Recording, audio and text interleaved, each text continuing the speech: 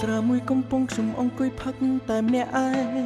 គិតថារកបញ្ហាវាត្រូវតែមានដំណោះស្រាយតែអ្វីមិនដូចការគិតខ្ញុំសល់ឡើយ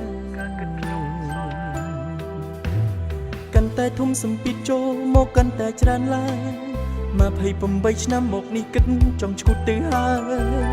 យឬមួយជីវិតនេះខ្ញុំគ្មានសល់អ្វីឡើយចង់ត្រឡប់ទៅជាក្មេងមិនចង់ខ្លាចជាមនុស្សធំពីក្មេងគិតតែសប្បាយមិនខ្វល់ខ្វាយដូចពេលធំដឹងត្រឹមថាពេលញ៉ាំបានហើយរត់លេងតែពេលនេះវាខុសកាលពីមុនខ្ញុំត្រូវរ៉ាប់រងបញ្ហារឿងគ្រួសារអនាគតតែចិត្តមិនសហការចង់ប្រាប់ថាទៅលេងមុខតែមានអ្នកជួយខ្ញុំទេស្ថានភាពជីវិតពេលនេះកំពុងតែងងឹតសូមឈឹង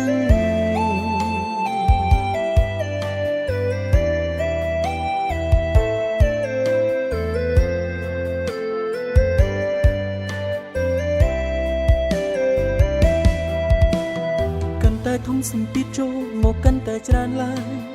28ឆ្នាំមកនេះគិតចង់ឈួតទៅហើយឬមួយជីវិតនេះខ្ញុំគ្មានសល់អ្វីឡើយចង់ត្រឡប់ទៅជាក្មេងមិនចង់ខ្លាចជាមនុស្សធំពីក្មេងគិតតែសប្បាយមិនខ្វល់ខ្វាយដូចពេលធំដឹងត្រឹមថាពេលញ៉ាំបានហើយរត់លេងតែពេលនេះវាខុសកាលពីមុនខ្ញុំត្រូវរ៉ាប់រងបញ្ហារឿងគ្រួសារអនាគតតែចិត្តមិនសហការចង់ប្រាប់ថាទៅលេងមុខតែមានអ្នកជួយខ្ញុំទេស្ថានភាពជីវិតពេលនេះកំពុងតែងងឹតសូមចង់ត្រឡប់ទៅជាក្មេងមិនចង់ខ្លាចជាមនុស្សធំពីក្មេងគិតតែសប្បាយមិនខ្វល់ខ្វាយដូចពេលធំដឹងត្រឹមថាពេលញ៉ាំបានហើយរត់លេងតែពេលនេះវាខុសកាលពីមុនខ្ញុំត្រូវរ៉ាប់រងបញ្ហាឬគ្រួសារអនាគតតែចិត្តមិនសហការចង់ប្រាប់ថាទៅលេងមុខតែមានអ្នកជួយខ្ញុំទេ